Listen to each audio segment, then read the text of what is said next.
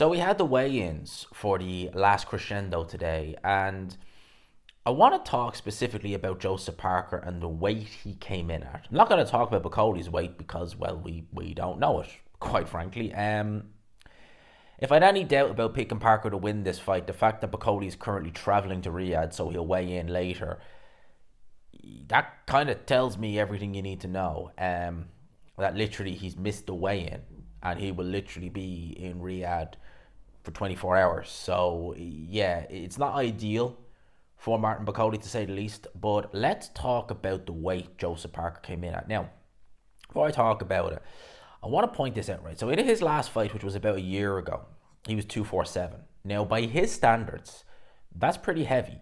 Against Wilder, he was 245. Against Simon Kean, he was 250. Again, by his standards, quite heavy. Then he fought in Australia in May of 23. He was 239. Against Massey, 245. Against Joe Joyce, he was 255. And that was his career heaviest. So Parker had been consistently in the kind of, like, I always felt his best weight was the 230s, kind of in the mid to high 230s, but he's been in the 240s and dabbling in the low 250s. The one time he came in 255 against Joe Joyce. Now, he apparently had a chest infection for that, but nevertheless, I felt that it was not the correct idea for Joseph Parker to come in that weight. I've always felt with Parker, he's a lot more mobile, his speed is a lot better, certainly foot speed, his hand speed's always been quite good no matter what weight he's at. But his foot speed is normally better, and I think he's altogether sharper at about, in the 230s, maybe low 240s. So when he came in 255 for that fight, I remember at the time doing a video and saying, I don't think it's a good idea. Quite frankly, I think it could be a mistake. And I think Parker should, be coming in closer to his natural weight.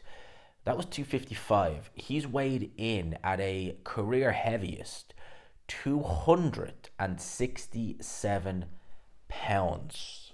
Yo. Now, Bacody's weight is to be confirmed. Frank Warren's go-to guy. But, 267. In fairness to him, and I will say, he looks to carry it quite well. I will say that. He doesn't look fleshy or fat. Like, he's never been, lean, Joseph Parker, in that regard. He's never had, like, abs or anything like that. But yeah, 267. So he's a full, 12 pounds heavier than his career heaviest.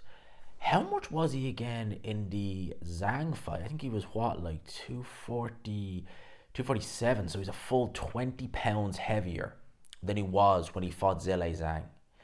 Now, had that been Daniel Dubois, let's assume Dubois would have weighed 245, 250 in around that region.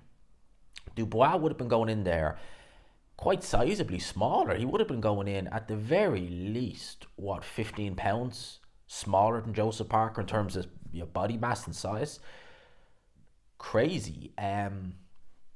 Will that benefit? You see, I've very much been, stern on this, that a heavyweight, there is no weight limit. You can weigh in whatever you want, but there's an optimum weight for every fighter. For example, Alexander Usyk, prime example. If Usyk wanted to, he could come in at 230, 240. He doesn't.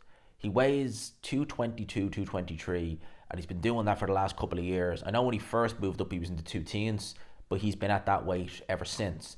And it works for him because it's the perfect kind of in-between balance of just maintaining his speed, his mobility, everything, without taking away. It's like the old saying goes, when you start adding to a recipe, you end up taking away. So I wonder with certain fighters, when they start packing the weight on unnecessarily, you really don't see that much of a benefit unless the fighter is, like a Tyson Fury, for example, where his probably his natural weight is in around the 270s. But he went through a stage of his career when he came back from his hiatus. He was trying to get down to the 240s, 250s. He got into the 250s, but he left it on in the gym. When he went and just didn't focus on losing weight and getting down to that weight and just staying at his normal weight, it was a stark contrast compared to what he looked like in terms of in the ring.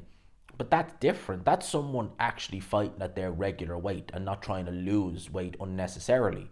When you talk about someone who naturally is about 240 thereabouts, and that's his optimum weight, and then packs on 20, 25 pounds, 9 times out of 10 it's never good. Deontay Wilder is a prime example. My guy had been weighing in the two teens, For the first Fury fight, I think he was even sub 210. He was 209 or something like that. And he had clothes on for that. So, or he had something on anyway. I think he had sneakers or something on, or a mask, one or the other. And a big mask. And, this is a guy who then packed himself full of weight and muscle and he got into the high 230s. Guy was blowing after a round.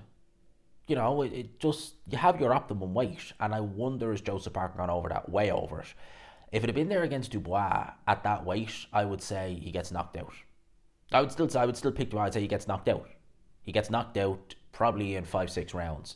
Against Bacoli, it probably won't really affect him too much because he's going to be fighting a guy who is literally not weighing in because he's not even in the country. You know, we're hearing people saying that, Spencer Brown is saying that he's had 8 weeks ticking over in Scotland and that he just went to the Congo to purchase some property. And then you had Ben Shalom saying that no, he's not been training at all. Two people who, if one of them said it's raining and the other said it's sunny out, I'd walk out, the bottom half of me would be in shorts and I'd wear a flipping umbrella. I wouldn't know who to trust. I really wouldn't. So who out of those two do you really trust? I mean, Jesus, it's literally, it's like politicians on one side or the other. Who do you actually trust? Because I can't trust either of them. So, that's what's being said about Bacoli. I suspect in this fight, Joseph Parker will still win. I would imagine the weight gain it probably won't really be able to tell much of a muchness with it because he's in there with a guy on literally a day's notice. A very good fighter on a day's notice, a very dangerous fighter on a day's notice, but a fighter on a day's notice nonetheless. And yeah, I just think it's crazy. 260. He had talked about it, and we often hear fighters say, I'm gaining weight and this, that, and the other, and blah, blah, blah, blah. And they don't. Well, yeah, he certainly did it for this one. Madness, 267. Blimey. Blimey. Let me know your thoughts in the comments section below. Does this make you think that if it had been Dubois, if you were picking Parker, you would have then picked Dubois? Do you think this has any bearings on the Bacoli fight, on how you'll see that going or anything like that? Let me know in the comments section below, people. I hope you enjoyed it. Smash the like button if you could. Hit subscribe, of course, as always, if you haven't already. And until next time, people, I'll leave it there. Peace.